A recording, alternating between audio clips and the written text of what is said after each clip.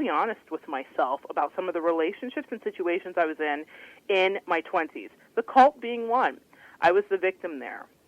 And I knew that, and I didn't understand it.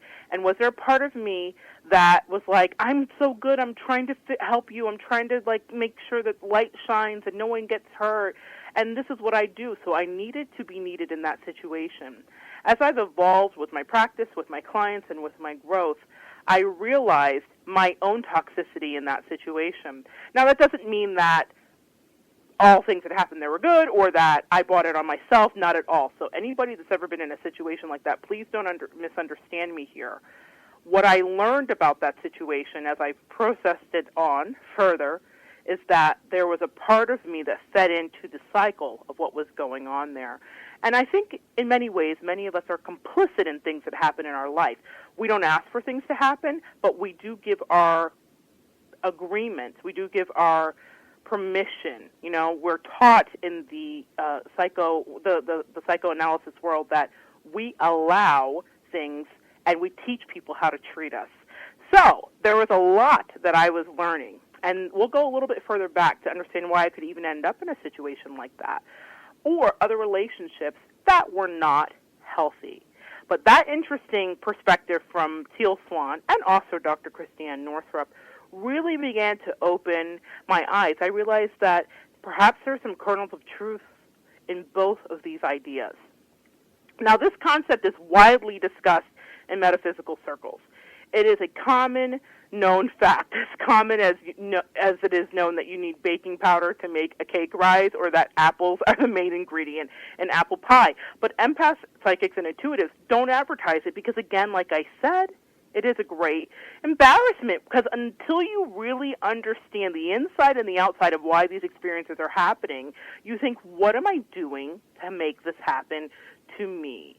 But I fear that we neglect in our efforts to kind of put on capes and save the world to make clear the journey and the struggle of doing your work, of doing this work, of being intuitive, of working with clients, of walking into an office. If you don't have a client in sight and you're picking up on the energy of what's going on in an office, you're an empath if you're picking up on that. Now, we all may be in tune with the mood swings of our coworkers or our family members or our lovers or spouses, but there's something deeper that goes on with empaths and intuitives, and we're going to get into that today.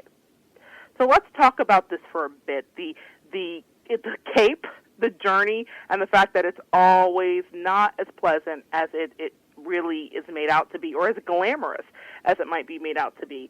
Here's what you need to know. Most empaths cut their teeth in their youth or in their past lifetimes. They're usually dealing with some form of trauma, and they are taught not to indulge in the idea of boundaries. Now, this is really the first step in making an empath. It's not a fun step. It's stripping away everything that's protective and comforting, and it usually happens in youth. And I've talked to numerous practitioners in the metaphysical community that have had these experiences with narcissists and things later, and the one common denominator is like, I was taught not to have boundaries. I was taught not to speak up for myself, whether you're a male or a female. I've heard it time and time again. It's documented. It's talked about at various symposiums with various doctors and things like that that are working in this community. So this is a known thing, but I don't think that everyone outside of the community really understands that.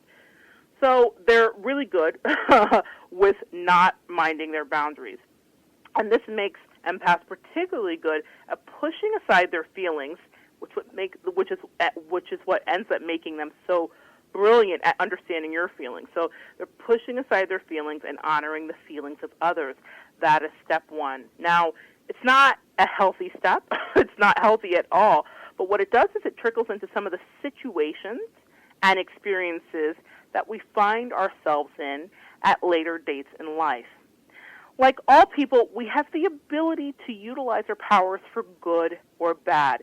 This is a misnomer, too.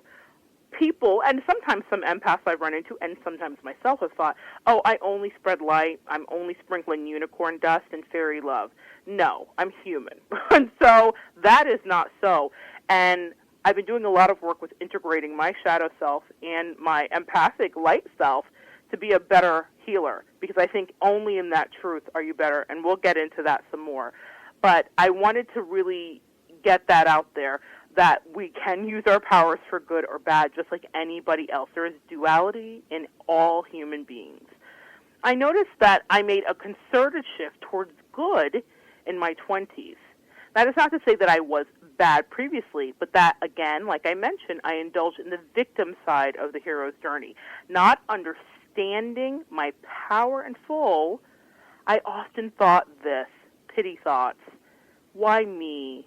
Why am I in this cult? Or why am I in this position? Why don't they like me? Can't they see how good I am? I could feel the energy of the people around me.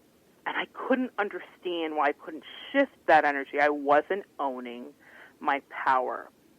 When I found myself in a job in corporate America with an extremely narcissistic sociopath who called her workers her minions, so she very much understood her power. She called her workers her minions and told me that women don't ask for raises. They just come in and wash windows and be the first to turn on the lights, and the money will eventually find them. Now, that's a real thing, guys, and that's a story for a different day. She was crazy. We'll talk about toxic workplaces. I've had some requests, actually, to talk about that. So we will have a show about toxic workplaces and what to do to survive them and what to do to identify them. But I work for this incredibly manipulative person. Again, as an empath, I'm thinking, well, why am I here in this situation again? Fantastic learning experience with that person. She, besides just being crazy, taught me so much about the nuances of a sociopath and how they operate and what to watch for in the manipulation. But I found myself in a position like that after the call, and this is recently. This isn't 1950 that she's saying women shouldn't ask for raises. A woman saying to me that we shouldn't ask for raises. So I realized in that time that I had really kind of immersed myself there, and I wanted to understand why. And so when I was dealing with that situation, I realized that it's not just about someone being dark, it's not just about someone being insane, but it was about me not owning what I was feeling. I was very much in my weep womp mode, my why me mode, and then I began to realize my power. I began to shift into just trying to navigate my way in the world and realizing my effect on the world around me. That's something I'm still coming to terms with. But I really started to shift and realize, you affect people's energy as well. So you're not a victim here. You're an active participant. Now, what are you going to do with what you have, the way that you affect people? How do you want to utilize that? So I really paid a lot of attention so that I could kind of pull out of that victim mentality, and I really began to shift.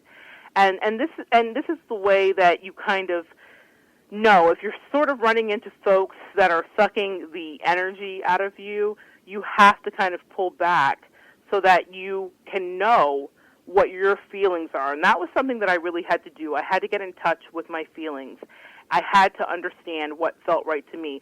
Some of my greatest lessons really have come from the most sociopathic people who I've invested great swaths of time in trying to save. Empaths, hear me here. Who are you trying to save? Now listen, I promise you, if you're doing this work, you're trying to save somebody. You spend a lot of time, and I did too, trying to save someone. I'm really circumspect with who I invest my time with these days.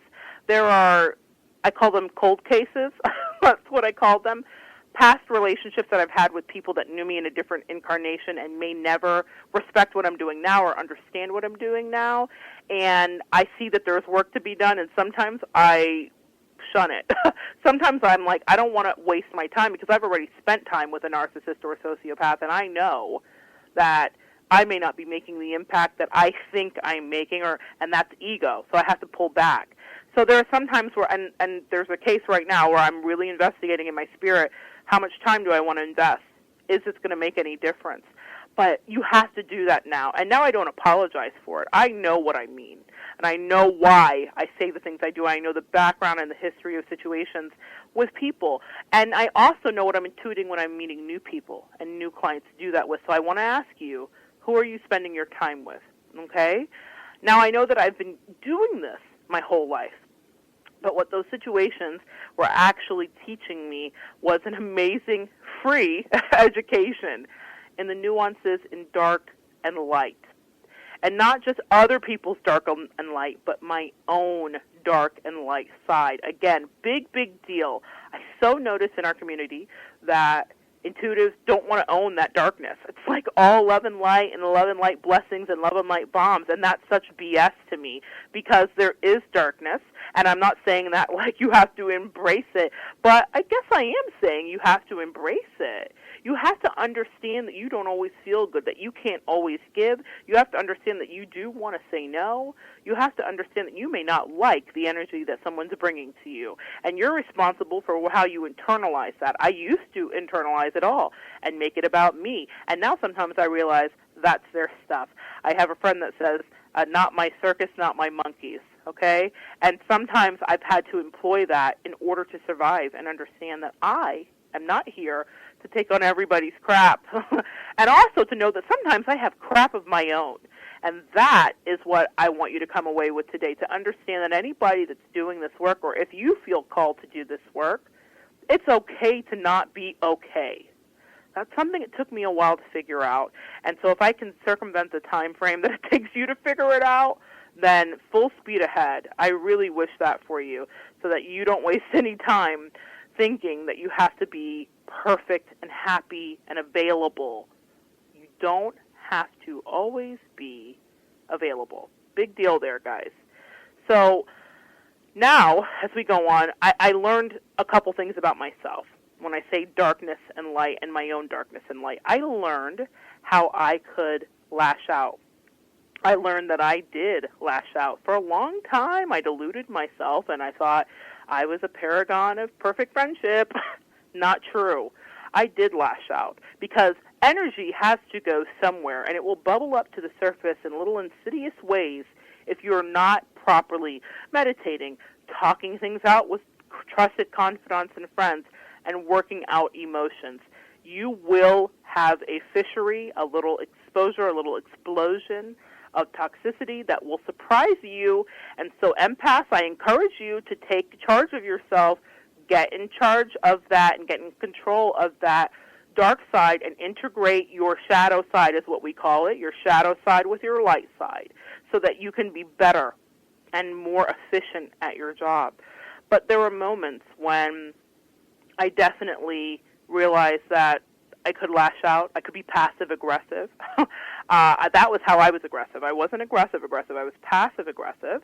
And I learned how to reiterate and retreat, really, from confrontation. I learned how to retreat from confrontation because I wasn't sure it was okay to have a strong feeling or strong feelings of anger. I was very uncomfortable with me having strong feelings of anger unless it was in the form of depression or inwardly turned. Another thing that empaths often suffer with is depression because they don't know how to process the energy, and they don't want to be mean to anybody else because, God forbid, we're ever angry with anybody else, so we turn it in on ourselves.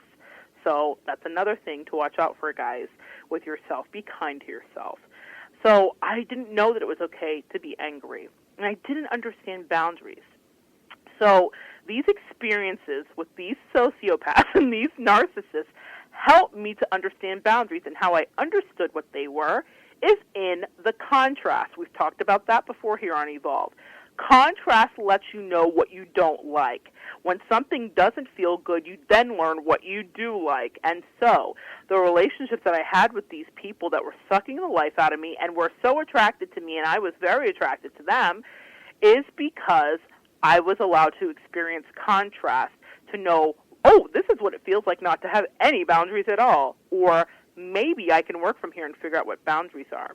I'm also going to touch back before the show's over about why you're attracted to narcissists and sociopaths. So we'll talk about that in a minute, but that seems strange to say. Why would you be attracted to a sociopath? There's very good reasons, fantastic reasons why you would be. So we'll talk about that. But what I learned in that is how to have strength, and I learned what boundaries were. And this is something that all healers go through, or all that I've spoken with has gone through, is this relationship with a narcissist or sociopath in their life where they're trying to figure out, what am I doing wrong here? I think I'm supposed to uplift the world or be here to help my fellow